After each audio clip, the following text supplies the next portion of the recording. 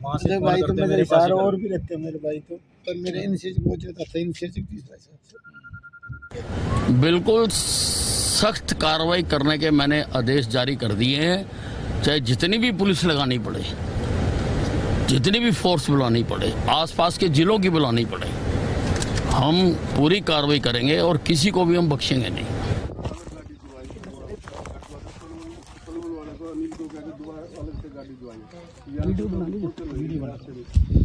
यहाँ से गाड़ी भेज रहे थे हम दोबारा वो दिलवाई या पूछने वाली।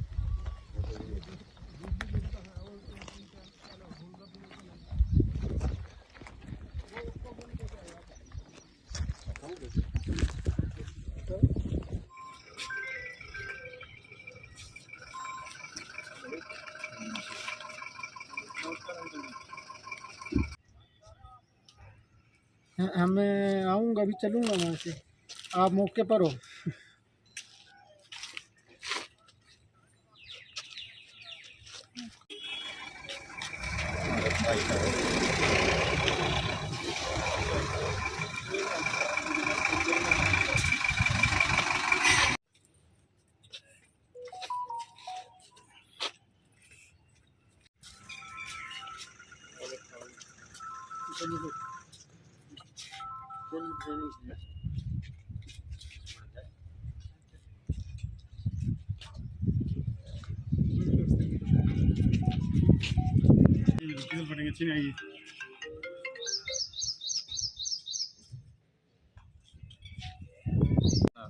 मेरे भाई तो मेरे सारे और भी रहते हैं मेरे भाई तो, पर मेरे इनसे बहुत ज़्यादा था, इनसे 30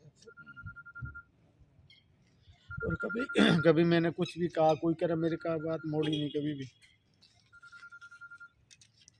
सुबह की बात है 8 बजे आते वहाँ से, जब भी आते ना, आते नहा धो के चार सबसे पहले वहाँ जाना था। सर आप उनके भाई हैं, कुछ बातचीत हुई थी, कुछ बोला था आने के लिए, कब आएंगे? नहीं बोला नहीं, सुबह वैसे घरेलू बातें होती रहती थी, आज भी सुबह बात हुई थी, पारिवारिक बात तो होती रहती थी हमारी जी।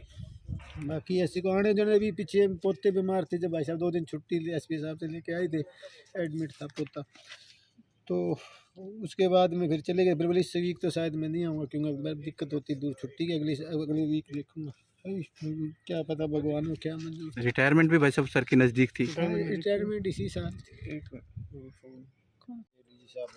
साहब। फिर इतने मैडम का मैसेज मिला, मैडम आगे भी रोको, फिर मैंने बाबू जी को बताया नहीं था, भाई मिस जी को मैं थोड़ी देर में चले जाइए, हम जा रहे हैं। फिर वापस हम लेके आए, मैडम में आई थी, चलो पता तो लग गया, क्योंकि बहू तो जा रही साल पेपर है उसके, बेटा बाहर है, बेटियाँ भी बाहर है, तो इसलिए। कितने बच्चे थे सर मंजू सर के? एक बेटा एक बेटी। दोनों विदेश रहते हैं जी? ना, बेटी तो बेंगलोर में बैंक में जॉब करती है, दामाद भी। बात होती है टेंशन वगैरह दिखाई दी, तनाव में दिखाई ड्यूटी थी इस तरह? नहीं, तनाव की तो कोई बात, तो पुलिस में तो तनाव देखो, आज के टाइम के अंदर तनाव छोटे मोटे तो तनाव तो उनमें रहने वाले थे, तनाव तो नौकरी प्रति, तो नौकरी के प्रति तो वो इतने वो थे, नौकरी पर कभी, हाँ, और नौकरी वफादार भी थे, पंक्चुअल भी थे टाइम में। कभी उन्होंने घर में इतने कई बार इतना गुस्से हो जाएगा, टाइम अगर थोड़ा भी हो जाए ना, भाई मेरे को इस टाइम पहुँचना है। अब आपको जानकारी क्या मिली वहाँ बात की आपने?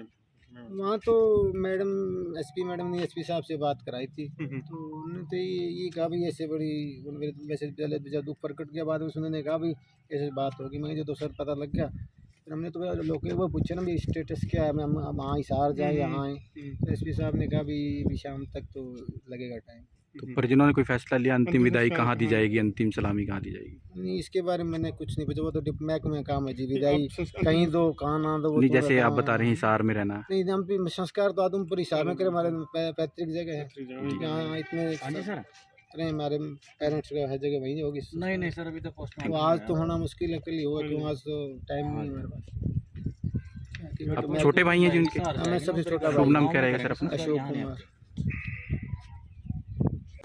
बिल्कुल सख्त कार्रवाई करने के मैंने आदेश जारी कर दिए हैं, चाहे जितनी भी पुलिस लगानी पड़े, जितनी भी फोर्स बुलानी पड़े, आसपास के जिलों की बुलानी पड़े, हम पूरी कार्रवाई करेंगे और किसी को भी हम बख्शेंगे नहीं।